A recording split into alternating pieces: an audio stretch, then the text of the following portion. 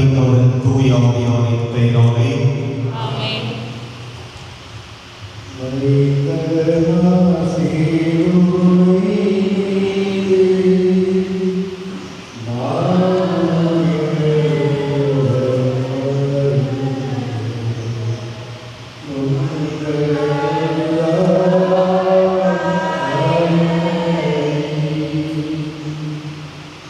முதல் நிலை, இயேசு மரண தீர்ப்பு பெறுகிறார். இறை இயேசுவே, உம்மை ஆராதித்து வணங்கி உமக்கு நன்றி செலுத்துகிறோம். ஏனெனில் புனித பாரமான சிலுவையை கொண்டு உலகத்தை மீட்டீர். உண்மை ஓமையாய் போனது. நீதிக்காக வழக்காட இன்று மட்டும் அல்ல, அன்று கூட யாரும் இல்லை. நான் தீர்ப்பிடப்பட்டேன். பாவத்தை ரசித்து பாவிகளை வெறுக்கும் மக்களால் பாவத்தை வெறுத்து பாவிகளை அன்பு செய்ததற்காக நான் தீர்ப்பிடப்பட்டேன். பொய்மையான தீர்ப்பு, அநியாயமான தீர்ப்பு தீர்ப்பிடக்கூடிய நின்ற கூட்டத்திலே என்னால் குணம் பெற்ற பலர் நின்று கொண்டு இருந்தார்கள். என் போதனையை தவறாமல் கேட்ட பலர் வேடிக்கை பார்த்து கொண்டு இருந்தார்கள். என் சக நண்பர் ராயப்பர் கூட நின்று கொண்டு தான் இருந்தார். என்ன செய்ய? உண்மைக்கு சாட்சி சொல்லும் அளவிற்கு அவர்களிடம் மன உறுதியும் தைரியமும் இருக்கவில்லை. நான் யார்? என்ன பணி செய்த? என்ன பணி என்ன? நான் செய்தவை போதித்தவை என்ன? உண்மை என்ன என்று தெரிந்தவர்கள் ஊமையாய் போனதால் பொய்மைவாதிகளும் போலிகளும் எனக்கு தீர்ப்பிட்டார்கள். இன்றும் இதுதானே நடைபெறுகிறது. சமுதாயத்தில் நிகழும் தவறுகளை தட்டி கேட்க யாரும் இல்லாததைப் போலவே உண்மையை எடுத்து சொல்ல யாரும் இல்லை. பொய் பேசுதல், பொய் சாட்சி சொல்லுதல் இவை எப்படி தவறோ அப்படியே உண்மையை சொல்லாமல் உண்மைக்கு சாட்சி கூறாமல் இருப்பதால் தவறுதான். உண்மைக்கு சாட்சியாய் வாழ அழைக்கிறேன். ஜெபம். உண்மைக்கு சாட்சியாய் வாழ தேவையான தைரியத்தையும் உண்மையை உறக்க சொல்லும் மன உறுதியையும் வேண்டி தந்தை இறைவனிடம் ஜெபியுங்கள். உண்மைகள் ஊனப்பட்டதால் பொய் தீர்ப்புக்கு உள்ளாகி இருக்கும் நண்பர்களின் சார்பாய் இருந்து வழக்காட உறுதி கொள்ளுங்கள். எங்கள் மேல் இரக்கமாயிரும் இயேசுவே, எங்கள் மேல் இரக்கமாயிரும். இறந்த நம்பிக்கையாளர்களின் ஆன்மாக்கள் இறைவனின் இரக்கத்தினால் அமைதியில் நிலைப்பாருவார்களாக. ஆமென்.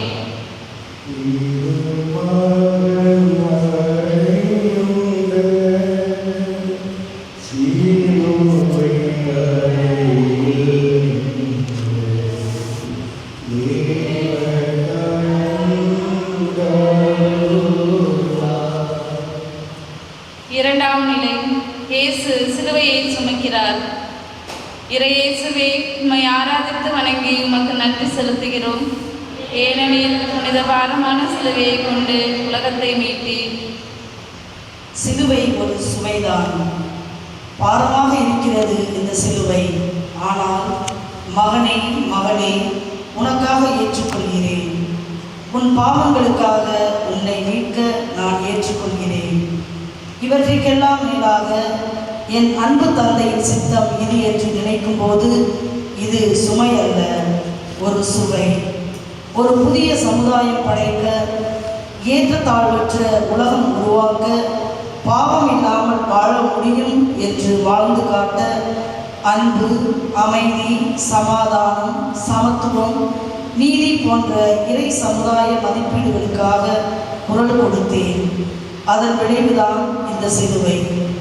ஒரு தாய்க்கு தன் வயிற்றில் இருக்கும் குழந்தை சுமை அல்ல, அதுபோலத்தான் என் தோளில் இருக்கும் சிலுவையும் சுமையல்ல, ஆனாலும் பாரமாகத்தான் இருக்கிறது.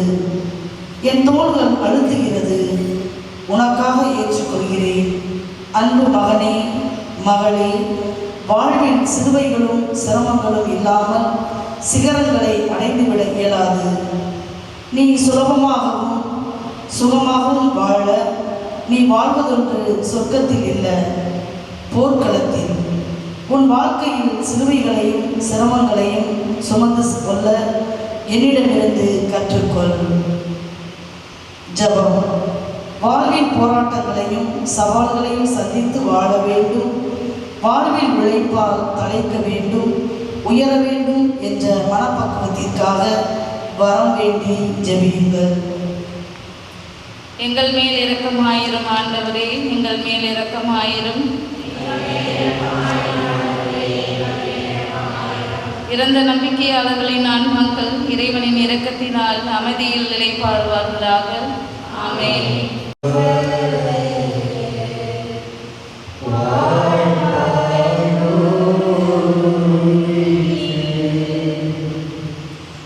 மூன்றாம் நிலை. இயேசு முதல் முறை விழுகிறார். இறையேசுவே, உம்மை ஆராதித்து வணங்கி உமக்கு நன்றி செலுத்துகிறோம். ஏனெனில் பிரபாரமான சிலுவையை கொண்டு உலகத்தை மீட்டீர். விழுதலும் எழுதலும்.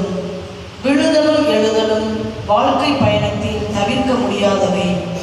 விழாமலேயே பயணிக்க நான் தேர்ந்து கொண்ட பாதையொன்றும் சரிசமமான சீரான பாதை அல்ல. கரடு முரடான போராட்டம் நிறைந்த பாதை. பாதையில் உள்ள மேடு பள்ளங்களை விட நான் அன்பு செய்த அந்த யூதர்களின் வாழ்க்கையில் உள்ள மேடு பள்ளங்கள் தான் அதிகம். சிலுவையின் பாரத்தை விட அந்த பாவி மனிதர்களின் பாவச்சுமையும் அவர்களின் ஏளன பேச்சும் நம்பிக்கை துரோகமும் தான் என்னை தள்ளாட வைத்தது, கீழே தள்ளியும் விட்டது. இருப்பினும் எழுந்து நடந்தேன். இறை தந்தையின் மேல் கொண்ட அன்பு, அவரின் திட்டத்தை நிறைவேற்ற வேண்டும் என்ற முனைப்பு, சக மனிதருக்கு பாவத்திலிருந்து விடுதலை கொடுக்க வேண்டும், பிறருக்காக உயிரை கொடுக்கும் அளவிற்கு தன் அயலானை அன்பு செய்ய வேண்டும் என்பதை வாழ்ந்து காட்ட வேண்டும் என்ற தீர்க்கமான என் லட்சியத்தின் மீது கொண்ட தாகம், எல்லாவற்றுக்கும் மேலாக உன் மீது கொண்ட அன்பு இவை என்னை எழ வைத்தது. மீண்டும் கல்வாரி நோக்கி என்னை நகர்த்தியது. ஆம், நான் விழுந்தேன், ஆனால் மீண்டும் எழுந்தேன். வாழ்க்கையில் ஒரு லட்சியத்தோடு வாழ என்னிடமிருந்து கற்றுக்கொள். உன் லட்சிய பாதை முன் தடை போட ஒரு படையே வந்தாலும் எதிர்த்து வெற்றி நடை போட என்னிடமிருந்து கற்றுக்கொள். ஜெபம். வாழ்க்கை பயணத்தில் போராட்டத்தில் தோல்வியுற்றவர்கள், விழுந்து கிடப்பவர்கள் எழுந்து நடக்க, தோல்விகளை ஏற்றுக்கொண்டு வெற்றியை நோக்கி முயற்சி செய்ய தேவையான தன்னம்பிக்கையை கொண்டிருக்க தந்தை இறைவனிடம் ஜெபியுங்கள். எங்கள் மேல் இரக்கமாயிரும் இயேசுவே, எங்கள் மேல் இரக்கமாயிரும். இறந்த நம்பிக்கையாளர்களின் ஆன்மாக்கள் இறைவனின் இரக்கத்தினால் அமைதியில் நிலைப்பாடுவார்களாக. ஆமென்.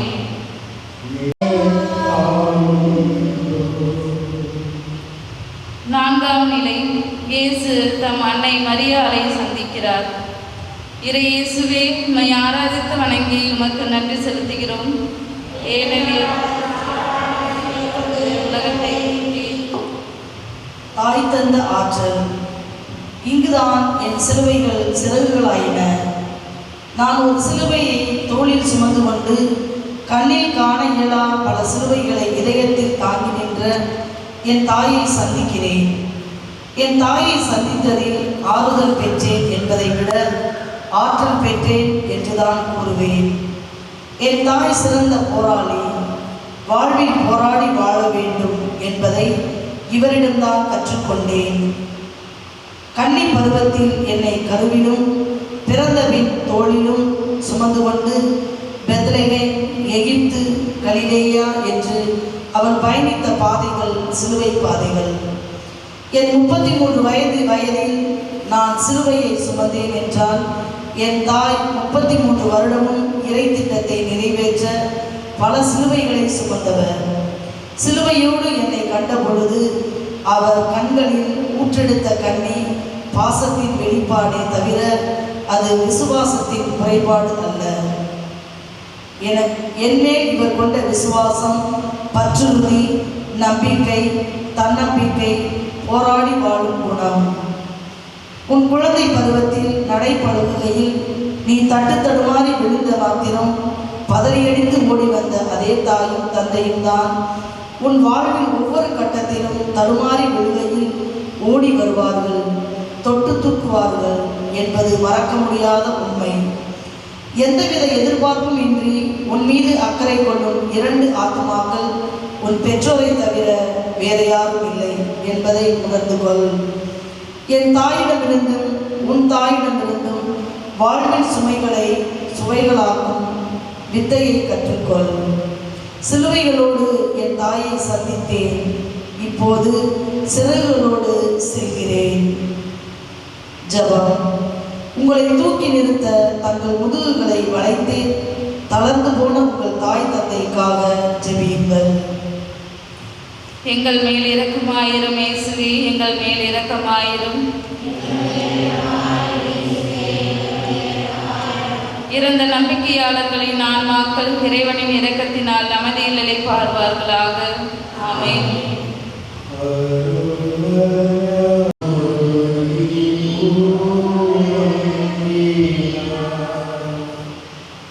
ஐந்தாம் நிலை. சீமோன் இயேசுவுக்கு சிலுவையை சுமக்க உதவுகிறார்.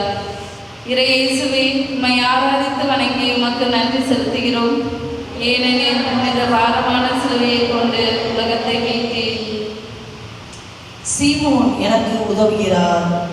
ஒரு தனி மனிதனால் எல்லாம் சாதித்துவிட முடியும் என்ற கருத்தை பொய்ப்பித்தது இந்த நிலை. இன்று நான் தான் பெரியவன், எனக்குத்தான் எல்லாம் தெரியும் என்ற அகந்தையில் வாழ்பவர்கள் எல்லாம் என் நிலை கண்டு ஞானம் பெற வேண்டும். எனக்கும் உதவிக்கரம் தேவைப்பட்டது. வாழ்வின் ஒவ்வொரு காலகட்டத்திலும் நாம் பிறரை சார்ந்து வாழ்கிறோம் என்பதை சிலுவை பாதையின் இந்த நிலையிலிருந்து கற்றுக்கொள்.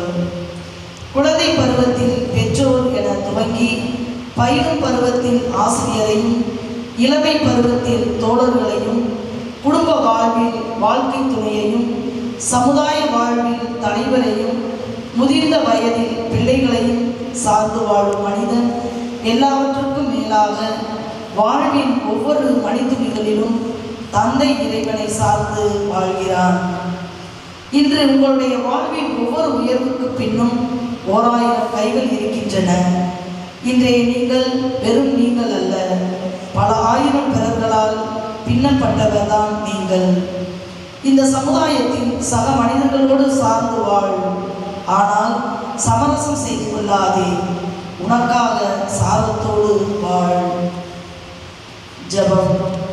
நான் வாழ்வது என்னால் அல்ல, பிறரால் நான் வாழ்கிறேன் என்பதை உணர்ந்தபடியும், உன்னால் பிறர் வாழும்படி உன் வாழ்வை அமைத்துக் கொள்ளவும் தந்தை இறைவனிடம் வரக்கேன். எங்கள் மேல் இரக்கமாயிரும் இயேசுவே, எங்கள் மேல் இரக்கமாயிரும். இறந்த நம்பிக்கையாளர்களின் ஆன்மாக்கள் இறைவனின் இரக்கத்தினால் அமைதியில் நிலைப்பார்வார்களாக. ஆமென்.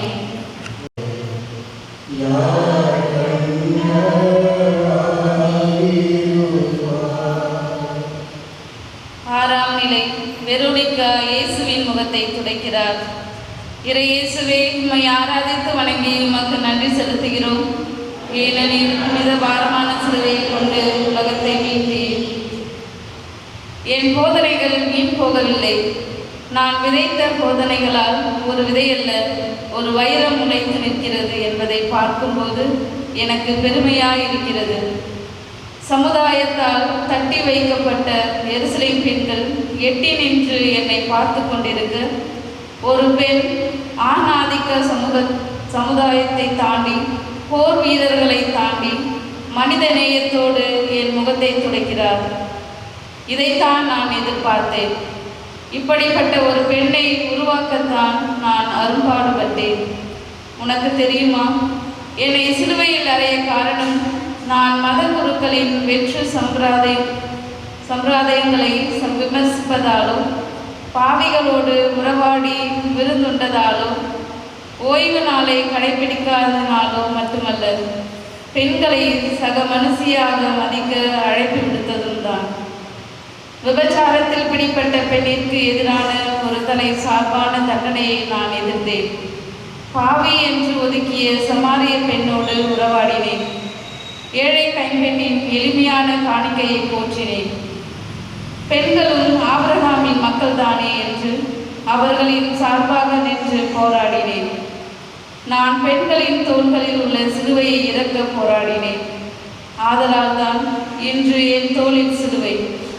நிறைபார்த்த கற்பிணியின் வேதனை தான் பெற்றெடுத்த குழந்தையை கண்டதும் காணாமல் போகுமே.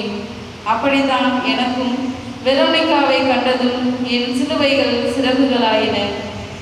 ஆணாதிக்க சமுதாயத்தில் ஆணுக்கு நிகரான பெண் எழுந்து நிற்க மாட்டாளா என்ற ஏக்கம் நிறைவு கண்டது. என்ன ஒரு ஆறுதல்! ஜெபம். இனிவரும் நாட்களில் குடும்பங்களிலும் சமுதாயத்திலும் பணித்தலங்களிலும் பெண்களை சக மனுஷியாக ஆணுக்கு நிகராக பெண்ணும் இறைவனின் சாயல் என்று உணர்ந்து வாழ, பெண்களை மதித்து வாழ உறுதி கொள்ளுங்கள். இந்த உறுதிப்பாட்டை செயல்படுத்தி வாழ இறைவா மீதாமை அருள் புரிய வேண்டும் என்று ஜெபம் செய்யுங்கள். எங்கள் மேல் இரக்கமாயிரும் இயேசுவே, எங்கள் மேல் இரக்கமாயிரும். இறந்த நம்பிக்கையாளர்களின் ஆன்மாக்கள் இறைவனின் இரக்கத்தினால் அமைதியில் இளைப்பாறுவார்களாக. ஆமென்.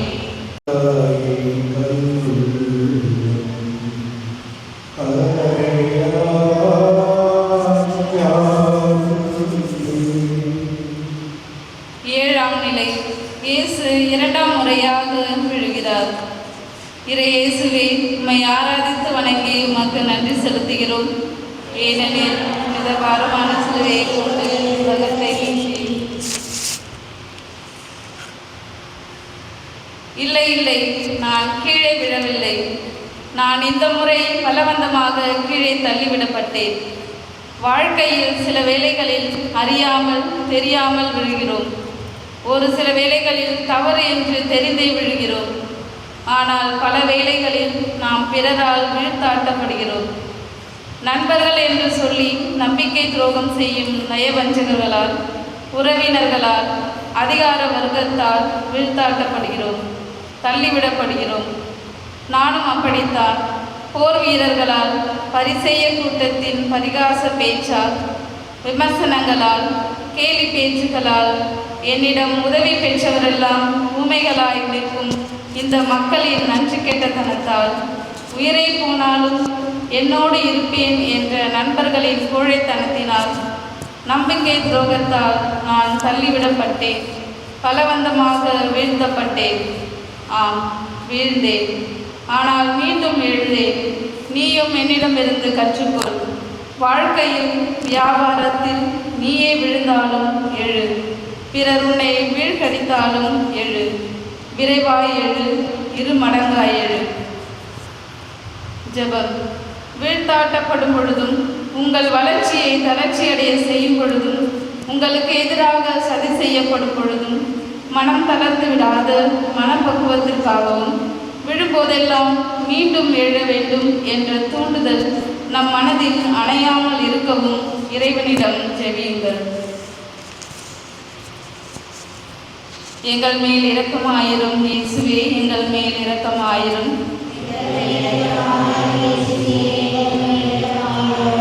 இறந்த நம்பிக்கையாளர்களின் ஆன்மாக்கள் இறைவனின் இரக்கத்தினால் அமைதியாய் இளைப்பாறுவார்களாக. ஆமென்.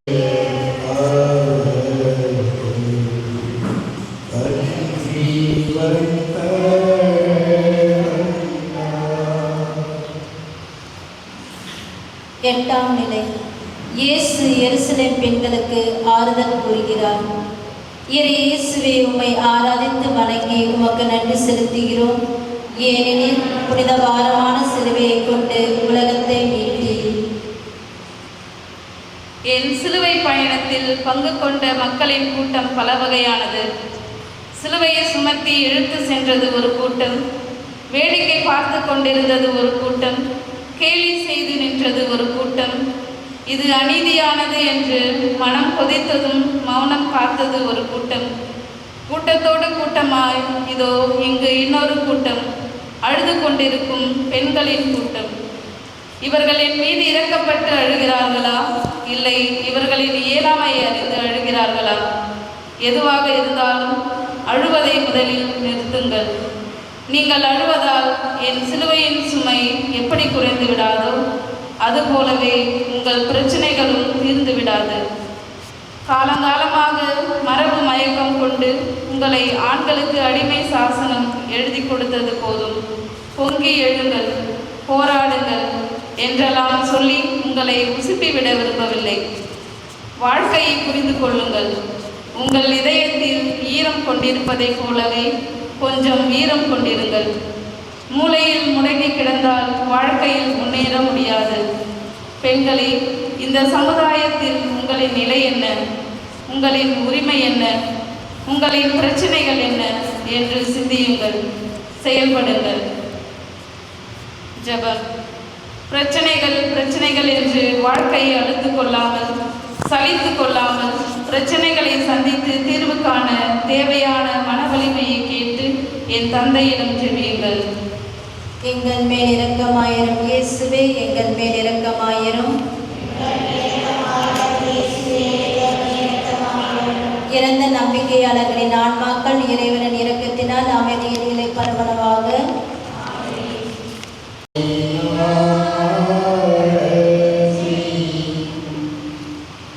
ஒன்பதாம் நிலை. இயேசு மூன்றாம் முறையாக விழுகிறார். இரு இயேசுவே, உம்மை ஆராதித்து வணங்கி உமக்கு நன்றி செலுத்துகிறோம். ஏனெனில் புனித பாரமான சிலுவையை கொண்டு உலகத்தை மீட்டி. ஏன் வீழ்ந்தேன் வீழ்ந்தேன் என்று சொல்கிறீர்கள்? எழுந்தேன் என்று சொல்லுங்கள். நான் கீழே விழுந்தாலும் வீழ்ந்தே கிடக்கவில்லையே, உடனே எழுந்தேனே. உனக்கு தெரியுமா, நான் 3 முறையல்ல 30 முறைக்கு மேல் கீழே விழுந்திருந்தாலும் நான் விழுந்தது முக்கியமல்ல, மீண்டும் தன்னம்பிக்கையோடு எழுந்தேன். அதுதான் மிக மிக முக்கியம். வீழ்வது தவறல்ல, வீழ்ந்தே கிடப்பதுதான் தவறு. வாழ்க்கையில் தோல்வி அடைவது ஒன்றும் தவறல்ல, தோல்வியிலேயே தங்கிவிடுவதுதான் தவறு.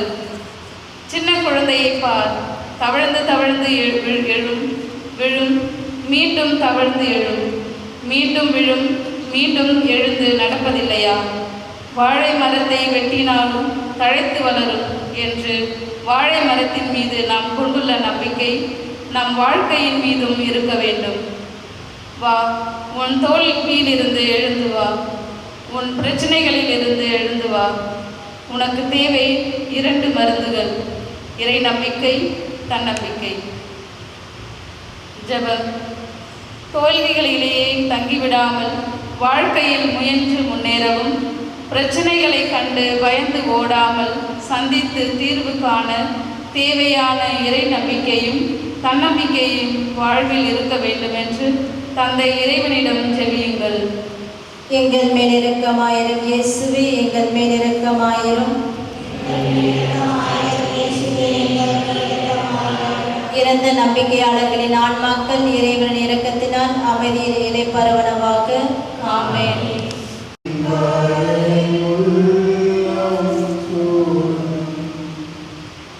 பத்தாம் நிலை. இயேசுவின் ஆடைகள் களையப்படுகின்றன. இறை இயேசுவை, உம்மை ஆராதித்து வணங்கி உமக்கு நன்றி செலுத்துகிறோம். ஏனெனில் புனித பாரமான சிலுவையை கொண்டு உலகத்தை மீட்டீர். ஆடைகளை கொடுத்தேன், உன் ஆன்மாவை துவைத்தேன். என்னை அவமானப்படுத்தினார்கள். முதலில் பல பொருட்களை என்னிடம் கொடுத்து அவமானப்படுத்தினார்கள். சாட்டையால் அடித்து, முள் கிரீடத்தை தலையில் வைத்து, சிவப்பாடை தொடுத்து, என் கையில் சிறுதடியை கொடுத்து, சிலுவையை கொடுத்து என்னை அவமானப்படுத்தினார்கள். இதோ இப்போது என்னிடம் உள்ளவற்றை எடுத்து என்னை அவமானப்படுத்துகிறார்கள். ஒரு மனிதனை அவமானப்படுத்துவதின் உச்சக்கட்டம் எது என்று தெரியுமா? அவனை நிர்வாணப்படுத்துவது. அரை நிர்வாணம் அல்ல, என்னை முழு நிர்வாணப்படுத்தினார்கள். சிலுவையில் தொங்கும் என்னை உற்றுப்பார். இதோ என் இடுப்பில் ஒட்டி கொண்டிருக்கும் இந்த அரை கட்சியை கூட அவர்கள் விட்டு வைக்கவில்லை. இது இன்று என் மானம் காக்க திருச்சபை கொடுத்தது. அன்று இயற்கை தான் எனக்கு ஆடை போர்த்தியது. கதிரவன் ஒளி மங்க இருள் ஊருக்கும் எனக்கும் சேர்த்து பெரிய போர்வை போர்த்தியது. என் ஆடைகளையும் கொடுத்தேன் உனக்காக, உன் ஆன்மாவிற்காக. இந்த அவமானம் என் அடிமனதில் அனல் மூட்டி வைத்ததே தவிர லட்சியத்தை ஈரப்படுத்தவில்லை. அவமானத்தையும் தாண்டி என்னை முன்னோக்கி நகர்த்தியது. ஒரு மனிதனை வாழ்க்கையில் உயர்த்துகின்ற மகத்தான உந்து சக்தி அவமானத்தை விட வேறு ஏதும் இல்லை. உன் வாழ்வில் சந்திக்கும் சிறு சிறு அவமானங்களை எல்லாம் கண்டு கலங்கிவிடாதே. அவமானங்களை உன் அடிமனதில் அடுப்பு மூட்டி வை. ஜெபம். இனி வரும் நாட்களில் உங்களின் ஆன்மாவை பரிசுத்தமாய் பாதுகாத்துக் கொள்ளவும், ஆன்மாவை பரிசுத்தமாக்கும் ஒவ்வொரு அருட்சாதனத்தின் மேன்மையை உணர்ந்து வாழவும் தேவையான அருளினை கேட்டு இறைவனிடம் மன்றாடுங்கள். எங்கள் மேல் இரக்கமாயிரும் இயேசுவே, எங்கள் மேல் இரக்கமாயிரும். இறந்த நம்பிக்கையாளர்களின் ஆன்மாக்கள் இறைவனின் இரக்கத்தினால் அமைதியாய் இளைப்பாறுவார்களாக. ஆமென்.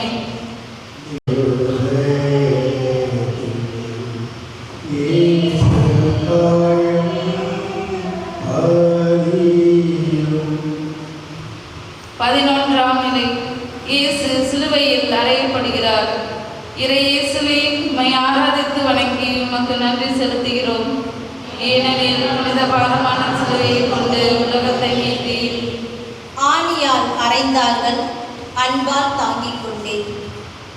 வேதனையின் உச்சக்கட்டம் இங்குதான் நிகழ்ந்தேறியது. சிலுவையை இறக்கி வைத்தார்கள். இல்லை இல்லை, சிலுவையில் என்னை இறக்கி வைத்தார்கள் என்றுதான் சொல்ல வேண்டும். என் வலது கையை சிலுவை மரத்தின் வலது தண்டில் துளையிடப்பட்ட பகுதிக்கு இருவர் இழுக்க, என் உள்ளங்கையில் ஓர் கொடூர ஆணியை வைத்து அறைந்தான் ஒருவன். இரத்தம் கொப்பளிக்க கதறினேன். சம்மட்டியின் ஒவ்வொரு அடியும் என் ரணத்தை இரட்டிப்பாக்கியது. மீண்டுமாய் இடது கையை சிலுவை மரத்தின் இடது தண்டில் உள்ள ஆணியின் துளைக்கு இழுத்து பொழுதுகளின் நரம்புகள் வெடித்தன. இன்னும் அதிகமாய் கதறினேன். வலி பொறுக்காமல் துடித்து கொண்டிருந்த கால்களையும் ஆணியால் அடித்து வைத்தார்கள். சிலுவையில் என்னை ஏற்றி வைத்தார்கள். இதுவரை நான் சுமந்த மரம் இப்பொழுது என்னை சுமக்கிறது. ஆணிகளில் தொங்கும் முழு உடலையும் பூமி தன் பக்கம் இழுக்க, சிலுவை நின்று விடுபடாதபடி என்னை சிலுவையில் இணைத்து வைத்தது எது? ஆணிகளா? இல்லை, உன் மீது கொண்ட அன்புதான் என்னை தாங்கி பிடித்தது. என் கைகளையும் கால்களையும் ஆணியால் துடைத்த போது கதறினேன். வலி பொறுக்காமல் அல்ல. என் உள்ளங்கைகளில் பொறித்து வைக்கப்பட்டுள்ள உன் பெயர் காயப்பட்டு விடுமோ என்ற பயத்தால் தான் பதறினேன். ஆணி வைத்து அடித்தாலும் ஒட்டாத உறவுகளை அன்பு வைத்து தைத்துப்பார். அவை ஒட்டிக்கொள்ளும். அன்பை பிரிக்காது, இணைக்கும். ஜெபம்.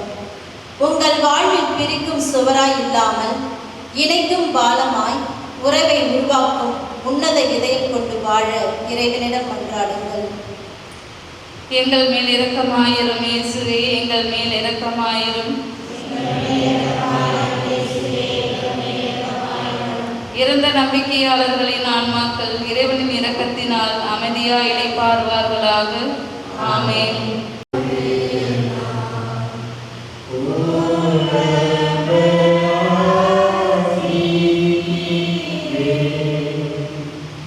பன்னிரண்டாம் நிலை. இயேசு சிலுவையில் உயிர் துறக்கிறார். இறை இயேசுவே, உம்மை ஆராதித்து வணங்கி உமக்கு நன்றி செலுத்துகிறோம். ஏனெனில் புனித பாரமான சிலுவையை கொண்டு உலகத்தை மீட்டீர். வேதனையின் உச்சம், என் பாவத்தின் எச்சம்.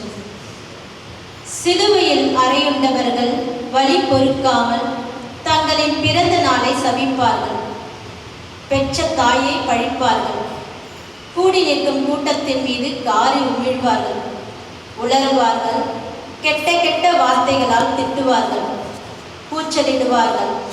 இதுதான் வழக்கம். இதை தவிர்க்க நாவுகளை துண்டித்துவிட்டு சிலுவையில் அறைவது கூட நடந்தது உண்டு. ஆனால் என் நாவுகள் என்ன உச்சரித்தது என்று தெரியுமா? உன்னுடைய பெயரைத்தான் உச்சரித்தது. உன் பெயரை உச்சரித்த ஒவ்வொரு முறையும் என் வலிகள் மறந்தேன், ரணங்களை கூட ரசித்தேன். உனக்கு தெரியுமா, உன் மீது கொண்ட அன்பால் நான் ஏற்ற பாவம் எனக்கும் என் தந்தைக்கும் இடையேயான அன்பு பிணைப்பில் துண்டிப்பை ஏற்படுத்தியது. பாவம் இறைவனிடமிருந்து நம்மை பிரிக்கிறது. இதுதான் சிலுவையில் எனக்கும் நடந்தது. உன்னையும் உலகையும் பாவத்திலிருந்து மீட்க நான் ஏற்ற பாவம் என்னை என் தந்தையிடமிருந்து பிரித்தது. எங்கள் அன்புறவின் பிணைப்பில் ஓர் விரிசலை ஏற்படுத்தியது. சிலுவையில் தொங்கிய பரிகார நிமிடங்களில் நான் வெறுமையை உணர்ந்தேன். அனாதையானேன். உன் மீது கொண்ட அன்பால் தந்தை என்னை கைவிட்ட நிலை, நான் உன் மீது கொண்ட பரிவால் நான் பாவியான நிலை. இதுதான் நான் கொண்ட வேதனையின் உச்சம், என் பாவத்தின் எச்சம். பாவத்தின் வலி கொடுமையானது என்பதை உணர்ந்து கொள். ஜெபம். உங்களோடு நான் என்றும் இணைந்திருக்க விரும்புங்கள். பாவத்தை விலக்கி தூய வாழ்வு வாழ ஆற்றலும் அருளும் கேட்டு மன்றாடுங்கள். எங்கள் மேல் இரக்கமாயிரும் இயேசுவே, எங்கள் மேல் இரக்கமாயிரும். இறந்த நம்பிக்கையாளர்களின் ஆன்மாக்கள் இறைவன் இரக்கத்தினால் அமைதியாய் இளைப்பாறுவார்களாக. ஆமென்.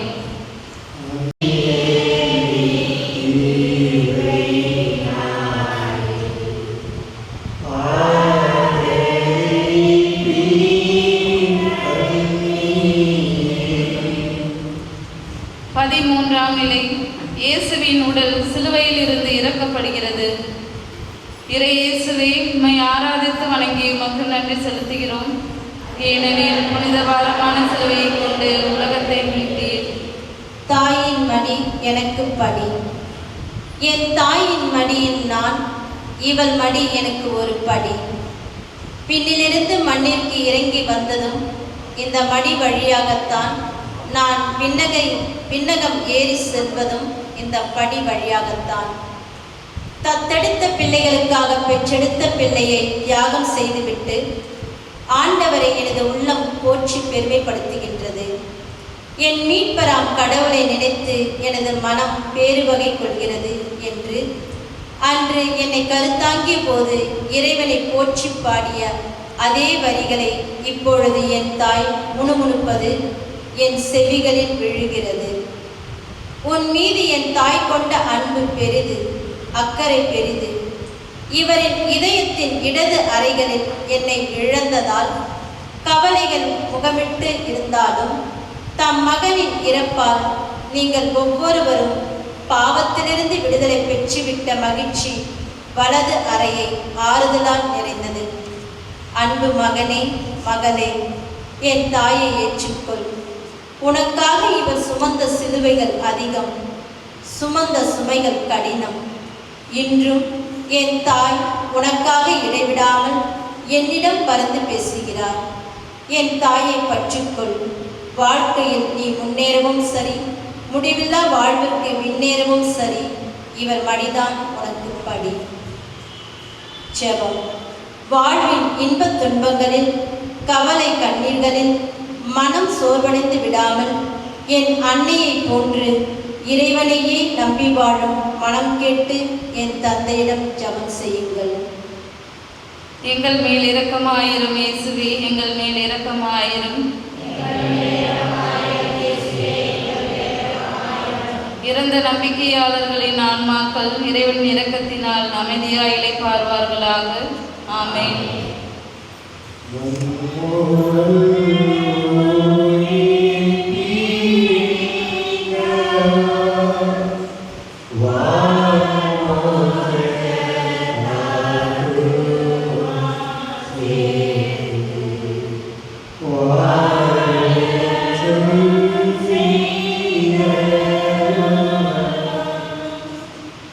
பதினான்காம் நிலை. இயேசுவின் உடல் கல்லறையில் வைக்கப்படுகிறது. இறையேசுவே, உம்மை ஆராதித்து வணங்கி உமக்கு நன்றி செலுத்துகிறோம். ஏனெனில் புனித பாரமான சிலுவையை கொண்டு உலகத்தை மீட்டீர். விதைக்கப்படுகிறேன் உன்னில் உயிர்ப்பதற்காக. என் உடலை அரிமத்தியா ஊரை சார்ந்த யோசேப்பு கொண்டு வந்த வெள்ளை கோலமும் சந்தனத்தூளும் கலந்த கலவையோடு சேர்த்து வெள்ளை துணிகளில் பொதித்து மலை சரிவில் புதிதாக குடையப்பட்ட இரவல் கல்லறையில் அடக்கம் செய்கிறார்கள்.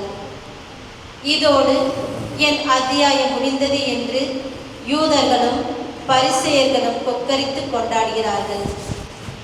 மண் கல்லறையாவதும் கருவறையாவதும் புதைக்கப்படும் பொருளை பொறுத்தது. நான் விதை, புதைத்தாலும் மண்ணை கீறிக்கொண்டு முளைக்கும் வீரியமான விதை என்பதை அவர்கள் புரிந்து கொள்ளவில்லை. லட்சியவாதிகள் என்றுமே இறப்பதில்லை. அவர்கள் ஆயிரம் ஆயிரம் லட்சியவாதிகளை உருவாக்கிவிட்டு செல்கிறார்கள். ஆம், நீயும் என்னால் உருவாக்கப்பட்ட லட்சியவாதி. உனக்குள் நான் வாழ்ந்து வருகிறேன். நான் உயிர் பெறுவதும் பெறாமல் போவதும் உன் வாழ்வில் இருக்கிறது. லட்சியம் கொள், என் லட்சியத்தோடு இரு. ஜெபம். இந்த சமுதாயத்தில் என்னை பிரதிபலித்து வாழ, சக மனிதர்களுக்காக அர்ப்பணித்து வாழ, எல்லா விதமான அடிமை தலையிலிருந்து விடுதலை கொடுத்து வாழ உறுதியெடுங்கள். அந்த உறுதிப்பாட்டை செயல்படுத்த தூய ஆவியின் துணையை கேட்டு ஜெபம் செய்யுங்கள். எங்கள் மேல் இரக்கமாயிரும் இயேசுவே, எங்கள் மேல் இரக்கமாயிரும். இறந்த நம்பிக்கையாளர்களின் ஆன்மாக்கள் இறைவனின் இரக்கத்தினால் அமைதியாய் இளைப்பாறுவார்களாக. ஆமென்.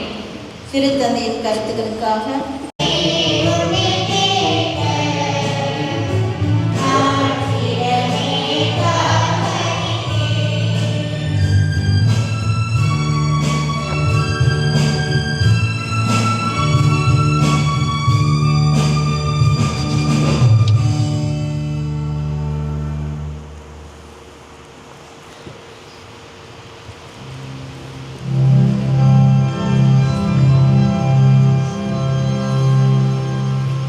தந்தை மகன் தூயாவியாரின் பெயராலே.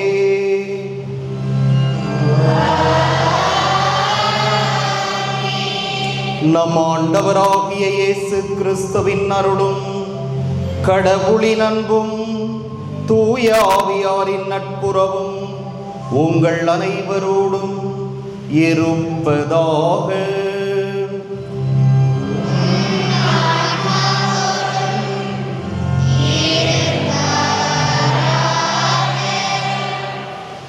சகோதர சகோதரிகளே, தூய மறை நிகழ்வுகளை கொண்டாட நாம் தகுதி பெறும் பொருட்டு நம் பாவங்களை ஏற்றுக்கொள்வோம். எல்லாம் வல்ல இறைவனிடமும்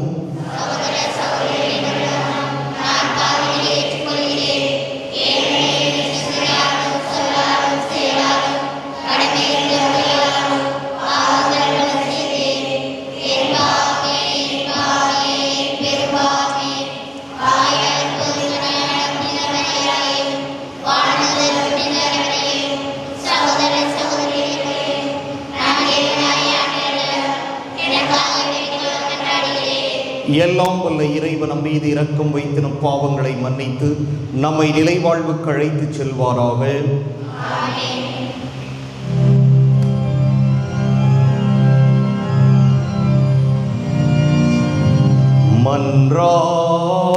மன்றாடுவோமாக.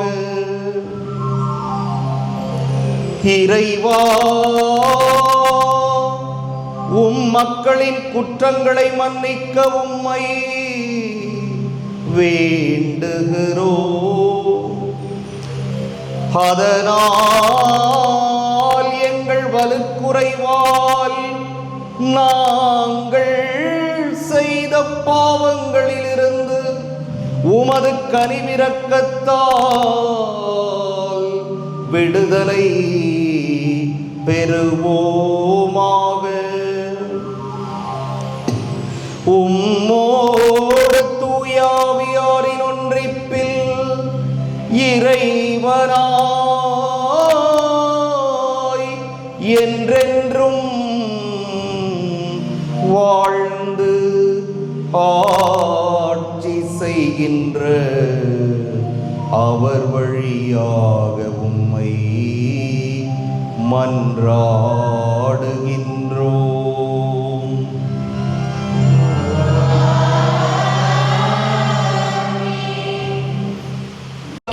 எரேமியா நூலிலிருந்து வாசகம்.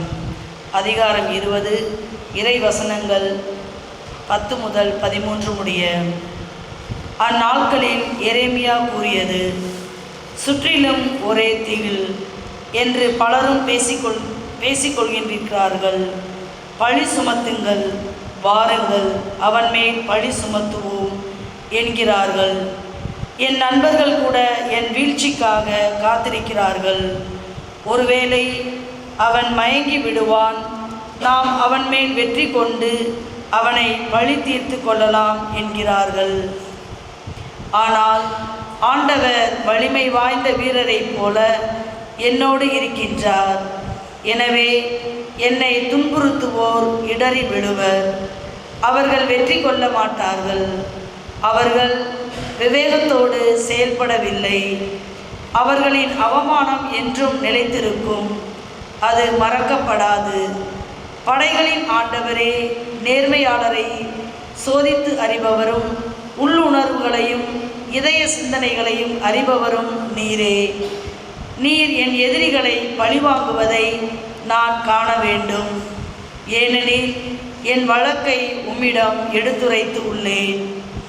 ஆண்டவருக்கு புகழ் பாடுங்கள், அவரை புகழ்ந்தேத்துங்கள்.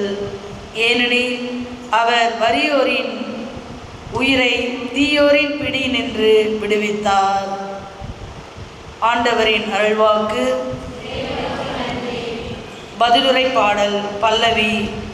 என் நெருக்கடி வேளையில் நான் ஆண்டவரை மன்றாடினேன்.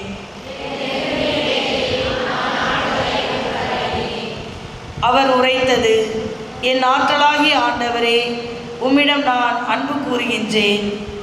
ஆண்டவர் என் கற்பாரை, என் கோட்டை, என் மீட்பர். போற்றுதற்குரிய ஆண்டவரை நோக்கி நான் மன்றாடினேன். என் எதிரிகளிடமிருந்து நான் மீட்கப்பட்டேன். பல்லவி.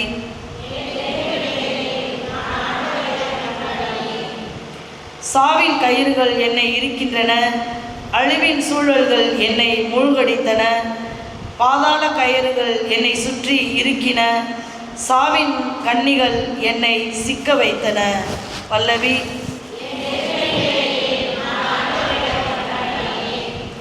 என் நெருக்கடி வேளையில் நான் ஆண்டவரிடம் மன்றாடினேன். என் கடவுளை நோக்கி கதறினேன். தமது கோவிலில் நின்று அவர் என் குரலை கேட்டார். என் கதறல் அவர் செவிகளுக்கு எட்டியது. பல்லவி.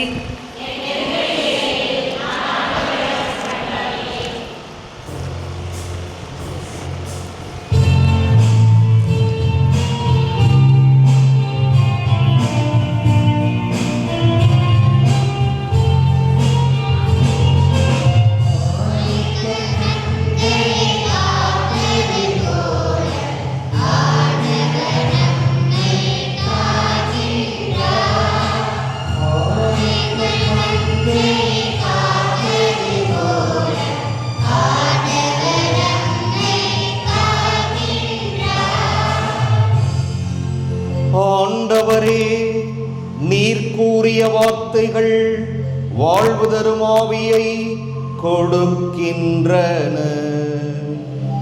நிலை வாழ்வும் அளிக்கின்றன.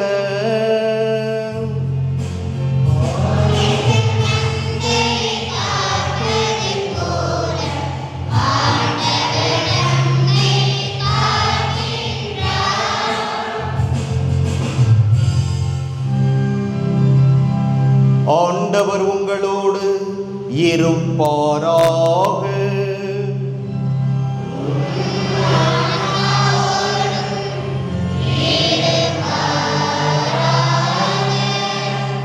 யோவான் எழுதிய தூய நற்செய்தியிலிருந்து வாசகம்.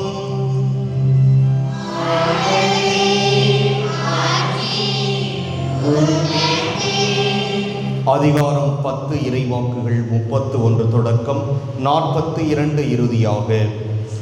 அக்காலத்தில் இயேசுவின் மேல் எரிய யூதர்கள் மீண்டும் கற்களை எடுத்தனர். இயேசு அவர்களை பார்த்து, தந்தையின் சொற்படி பல நற்செயல்களை உங்கள் முன் செய்து காட்டியிருக்கிறேன். அவற்றுள் எச்செயலுக்காக என்மேல் கல்லெறிய பார்க்கிறார்கள் என்று கேட்டார். யூதர்கள் மறுமொழியாக, நற்செயல்களுக்காக அல்ல, இறைவனை பழித்துரைத்ததற்காகவே உன்மேல் கல்லெறிகிறோம். ஏனெனில் மனிதனாகிய நீ உன்னையே கடவுளாக்கிக் கொள்கிறாய் என்றார்கள். இயேசு அவர்களை பார்த்து, நீங்கள் தெய்வங்கள் என நான் கூறினேன் என்று உங்கள் மறைநூலில் எழுதியுள்ளது அல்லவா? கடவுளுடைய வார்த்தையை பெற்றுக்கொண்டவர்களே தெய்வங்கள் என்று சொல்லப்படுகிறார்கள். மறைநூல் வாக்கு என்றும் அழியாது. அப்படியானால் தந்தையால் அர்ப்பணிக்கப்பட்டு அவரால் உலகுக்கு அனுப்பப்பட்ட நான் என்னை இறைமகன் என்று சொல்லிக் கொண்டதற்காக இறைவனை பழித்துரைக்கிறாய் என நீங்கள் எப்படி சொல்லலாம்? நான் என் தந்தைக்குரிய செயல்களை செய்யவில்லை என்றால் நீங்கள் என்னை நம்ப வேண்டாம். ஆனால் நான் அவற்றை செய்தால் என்னை நம்பாவிடினும் என் செயல்களையாவது நம்புங்கள். அதன் மூலம் தந்தை என்னுள்ளும் நான் அவருள்ளும் இருப்பதை அறிந்து உணர்வீர்கள் என்றார். இதை கேட்டு அவர்கள் அவரை மீண்டும் பிடிக்க முயன்றார்கள். ஆனால் அவர்கள் கையில் அகப்படாமல் அவர் அங்கிருந்து சென்றார். யோர்தானுக்கு அப்பால் யோவான் முதலில் திருமுழுக்கு கொடுத்து வந்த இடத்திற்கு இயேசு மீண்டும் சென்று அங்கு தங்கினார். பலர் அவரிடம் வந்தனர். அவர்கள், யோவான் அரும் அடையாளம் எதையும் செய்யவில்லை, ஆனால் அவர் இவரை பற்றி சொன்னதெல்லாம் உண்மையாயிற்று என பேசிக் கொண்டனர். அங்கே பலர் அவரிடம் நம்பிக்கை கொண்டனர். ஆண்டவரின் அருள்வாக்கு.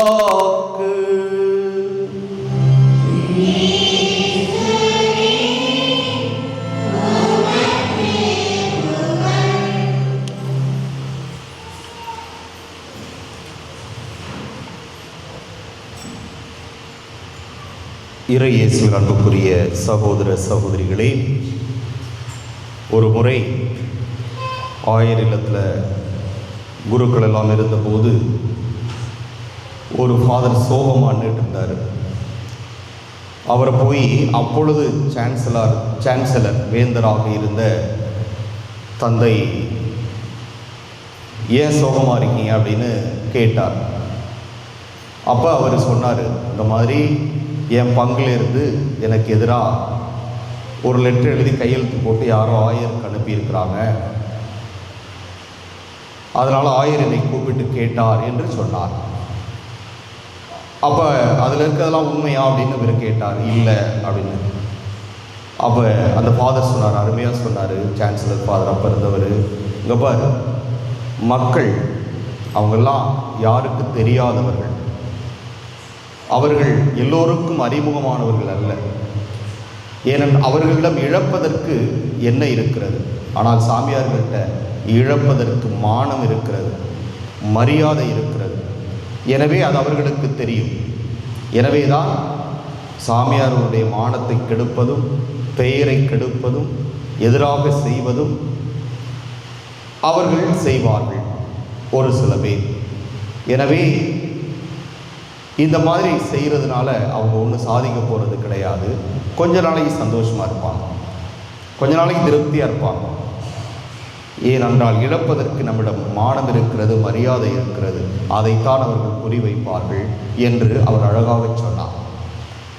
இறை இயேசுவின் அன்புக்குரியவர்களே, எரேமியா ஆண்டவர் சொல்லுகிறார், சுற்றிலும் ஒரே திகில் என்று பலரும் பேசிக்கொள்கிறார்கள். பழி சுமத்துங்கள், வாருங்கள் அவன் மேல் பழி சுமத்துவோம் என்றார்கள். என் நண்பர்கள் கூட என் வீழ்ச்சிக்காக காத்திருக்கிறார்கள். ஒருவேளை அவன் மயங்கி விடுவான், நாம் அவன் மேல் வெற்றி கொண்டு அவனை பழி தீர்த்து கொள்ளலாம் என்றார்கள் என்று இறைவாக்கினர் எரேமியா சொன்னது இங்கே ஆண்டவர் இயேசுவனுடைய வாழ்க்கையிலே நடக்கிறது. காரணம், அவர் அந்த இயேசுவுக்கு நடக்கப் போவதைத்தான் அவர் முன்குறித்து வைத்திருக்கிறார். இங்கே பார்க்கிறோம், இயேசுவின் மேல் எரிய யூதர்கள் மீண்டும் கற்களை எடுத்தனர். அப்ப இயேசு கேட்கிறாரு, அருமையான கேள்வி. தந்தையின் சொற்படி, இறைவனின் சொற்படி பல நல்ல செயல்களை உங்கள் முன் செய்து காட்டியிருக்கிறேன். எவ்வளவோ புதுமைகள் செய்திருக்கிறார், எவ்வளவோ அருமடையாளங்களை செய்திருக்கிறார். 10 தொழுநோயாளர்களுக்கு குணம் கொடுத்திருக்கிறார், பார்வை இல்லாதவனுக்கு பார்வை கொடுத்திருக்கிறார், 38 ஆண்டுகளாக படுத்த படுக்கையாய் கிடந்தவனுக்கு சுகம் கொடுத்திருக்கிறார். இப்படி எவ்வளவோ புதுமைகளை அவர் செய்திருக்கிறார். இவையெல்லாம் நான் செய்து காட்டியிருக்கிறேன். அவற்றுள் எதற்காக என் மேல் கல்லெறிய பார்க்கிறீர்கள் என்று கேட்டார்.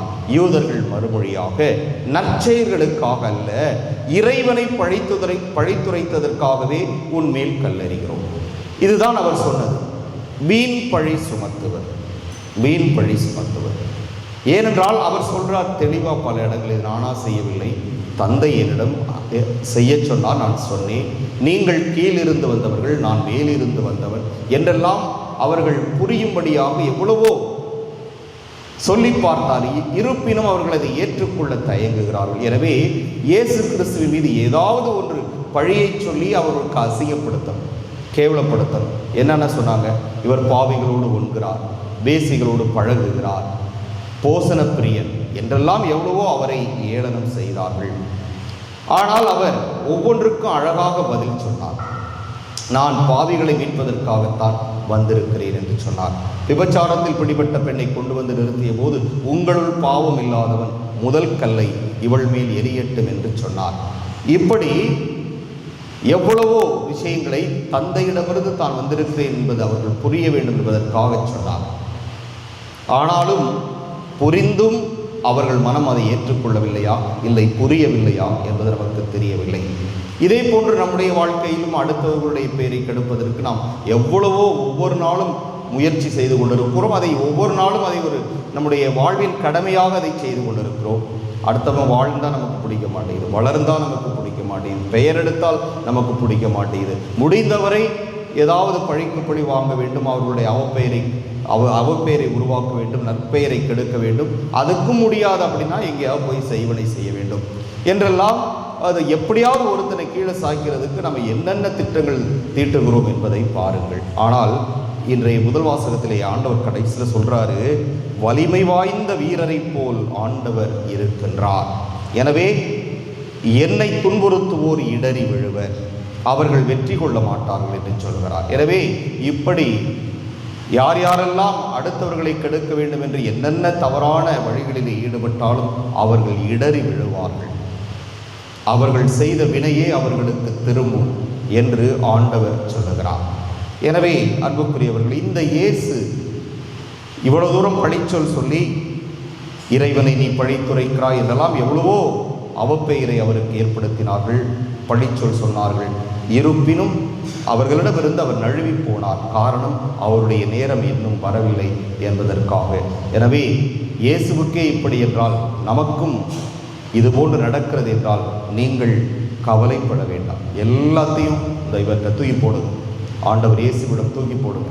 ஆண்டவரே, நீர்தான் எனக்கு பதில் சொல்ல வேண்டும் என்று அவரிடம் நாம் கேட்போம். இதுபோன்று நமக்கு அவப்பெயரை ஏற்படுத்துபவர்கள், செய்வினை செய்பவர்கள், நாம் அழிந்து போக வேண்டும் நினைப்பவர்கள் எல்லோருமே ஒரு நாள் அழிந்து போயிருப்பார்கள். ஆமென்.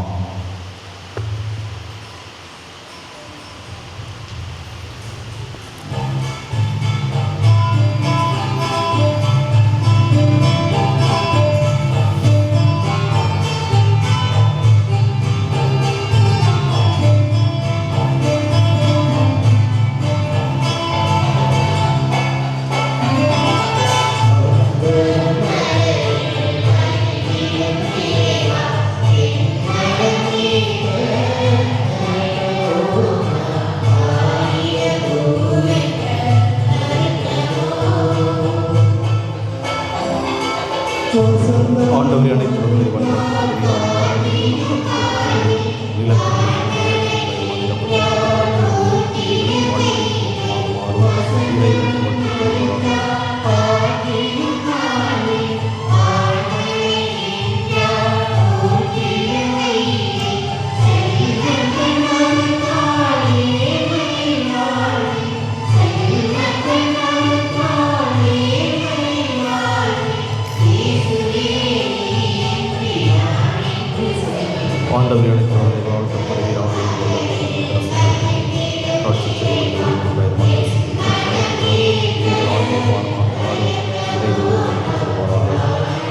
ஆவியானவரும் நொறுங்கிய உள்ளத்திலே இருக்கிறவர்களாக இறைவா நாங்கள் இன்னும் சிறு ஒப்புப்படும் இப்பதை மனோர்வதாவதாக.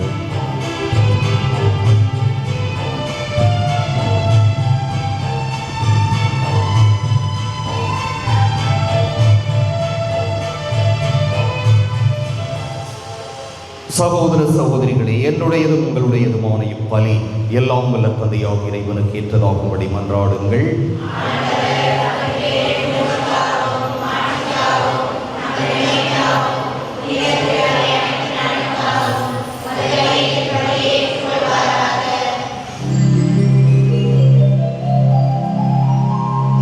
இரக்கமுள்ள இறைவா, எங்களுக்கு அருள் புரிய உம்மை வேண்டுகிறோம்.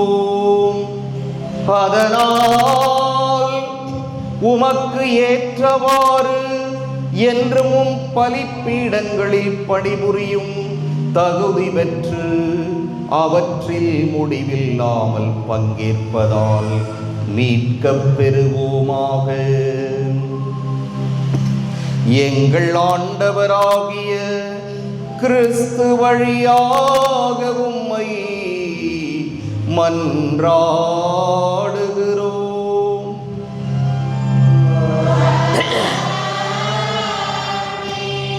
ஆண்டவர் உங்களோடு இருப்பாராக.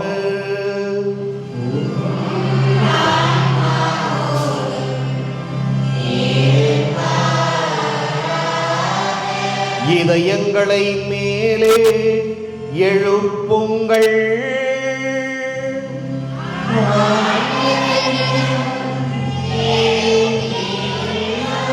நம் இறைவனாகிய ஆண்டவருக்கு நன்றி கூறுவோம்.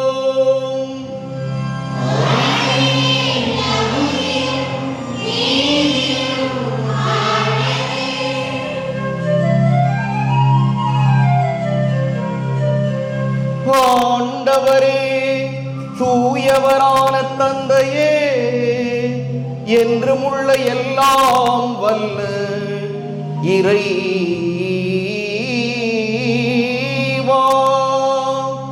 எந்நாளும் எவ்விடத்திலும் நாங்கள் உமக்கு நன்றி செலுத்துவது மெய்யாகவே தகுதியும் நீதியும் ஆகும். எங்கள் கடமையும் மீட்புக்கு உரிய செயலுமாகும். எங்கள் தவ முயற்சிகளால் நாங்கள் உமக்கு நன்றி செலுத்தவும், எங்கள் ஆணவத்தை தளர்த்தவும், ஏழைகளுக்கு உணவு அளிக்கவும், இவ்வாறு உமது கனிவிரக்கத்தை பின்பற்றவும் நீர் திருவுளமானே. ஆகவே எண்ணற்றவான தூதரோடு சேர்ந்து நாங்களும் உம்மை போற்றி புகழ்ந்தேத்தி ஒரே குரலில் பாடுவதாவது: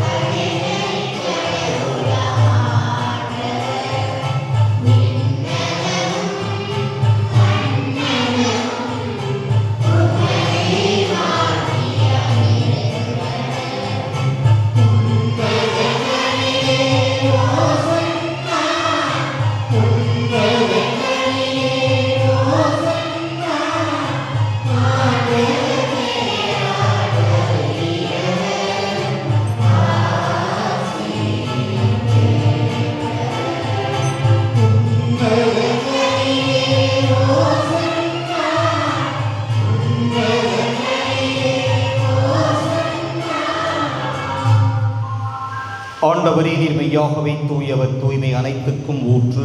ஆகவே உம்முடைய ஆவியை பொழிந்து இக்காணிக்கைகளை தூய்மைப்படுத்த உம்மை வேண்டுகிறோம். இவ்வாறு எங்கள் ஆண்டவர் இயேசு கிறிஸ்துவின் உடலும் இரத்தமுமாக எங்களுக்கு இவை மாறுவனவாக. அவர் பாடுபட உளம் கனிந்து தம்மை கையளித்த போது அப்பத்தை எடுத்து நன்றி செலுத்தி அதை பிட்டு தம் சீடர்களுக்கு அளித்து கூறியதாவது: அனைவரும் இதிலிருந்து பெற்று உண்ணுங்கள், ஏனெனில் இது உங்களுக்காக கையளிக்கப்படும் என் உடல்.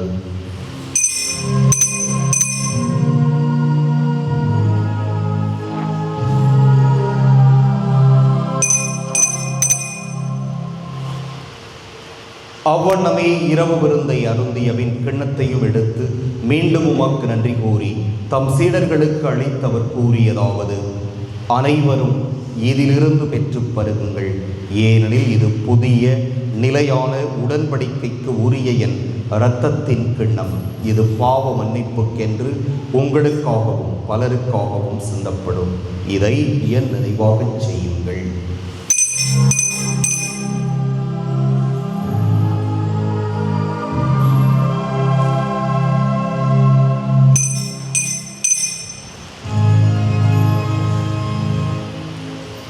நம்பிக்கையின் மறைபொருள்.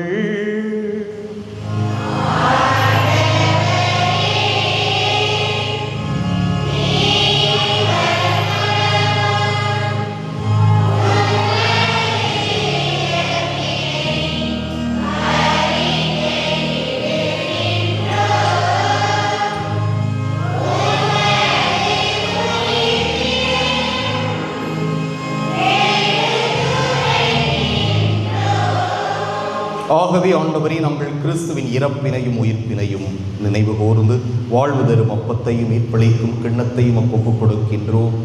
உம் திருமுன் என்று உமக்கு ஊழியம் புரிய தகுந்தவர்கள் எங்களை ஏற்றுக்கொண்டீர். எனவே உமக்கு நன்றி செலுத்துகிறோம்.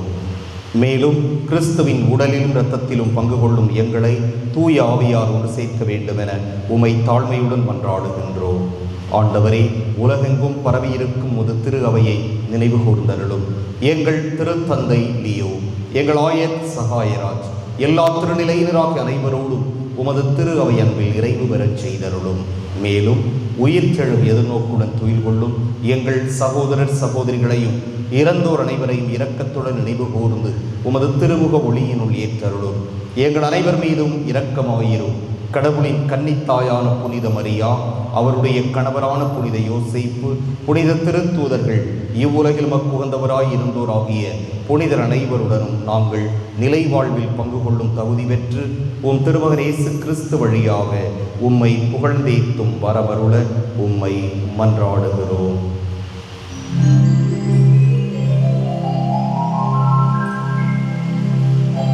இவர் வழியாக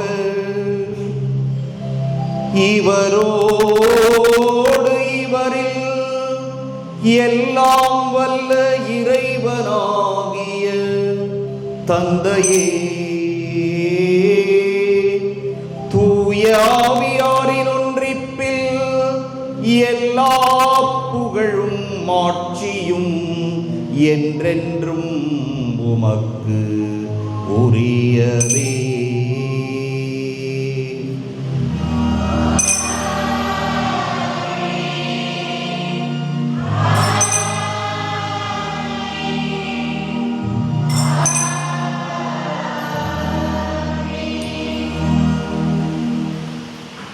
மீட்பரின் கட்டளையால் கற்பிக்கப்பட்டு இறைபடைப்பினையால் பயிற்சி பெற்ற நாம் துணிந்து பாடுவோம்.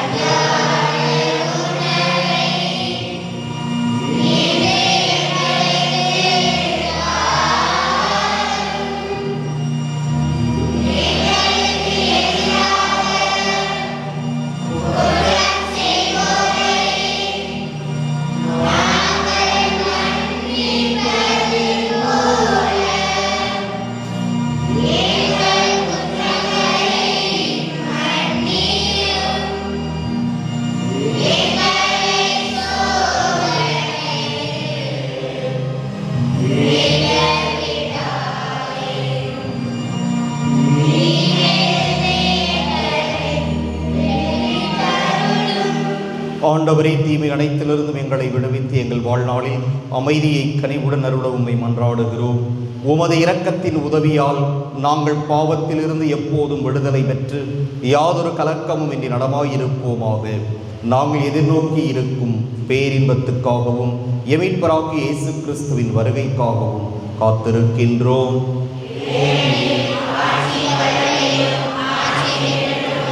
ஆண்டவரே இயேசு கிறிஸ்துவே, அமைதியை உங்களுக்கு விட்டுச் செல்கிறேன், என் அமைதியையே உங்களுக்கு அளிக்கின்றேன் என்று உம் திருத்தூதர்களுக்கு மொழிந்தீரே. எங்கள் பாவங்களை பாராமல் உமது திரு அவையின் நம்பிக்கையை கண்ணோக்கி உமது திருவுளத்துக்கு ஏற்ப அதற்கு அமைதியையும் ஒற்றுமையையும் அளித்தருள்வீராக. என்றென்றும் வாழ்ந்து ஆட்சி செய்கின்றவர் நீரே. ஆண்டவருடைய அமைதி உங்களோடு என்றும் இருப்பதாக. ஒருவருக்கொருவர் அமைதியை பகிர்ந்து கொள்வோம்.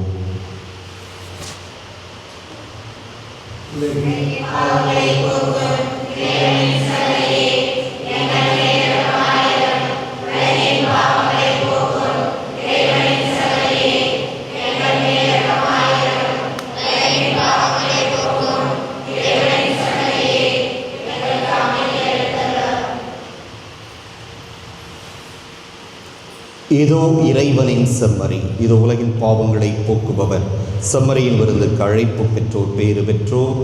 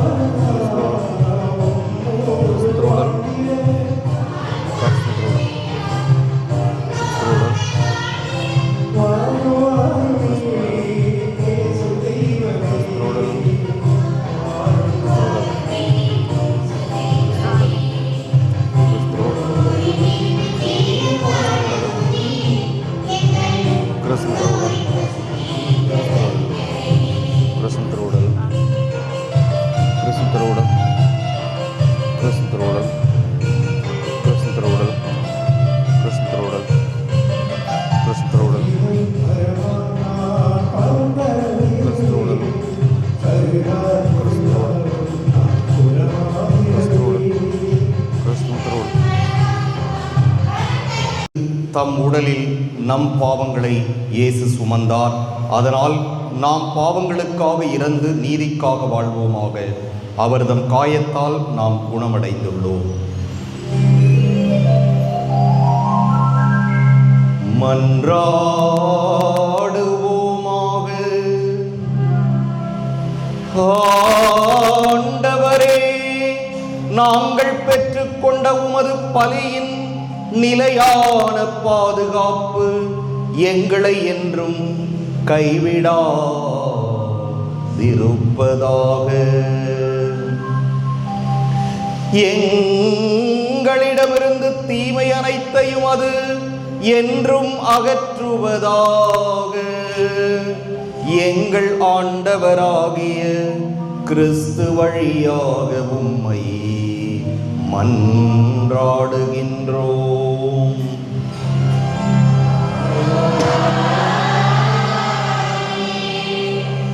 ஆண்டவர் உங்களோடு இருப்பாராக. எல்லாம் வல்ல இறைவன் தந்தை, மகன், தூய ஆவியார் உங்களுக்கு ஆசி வழங்குவாராக. சென்று வருவோம். திருப்பலி நிறைவேறிற்று.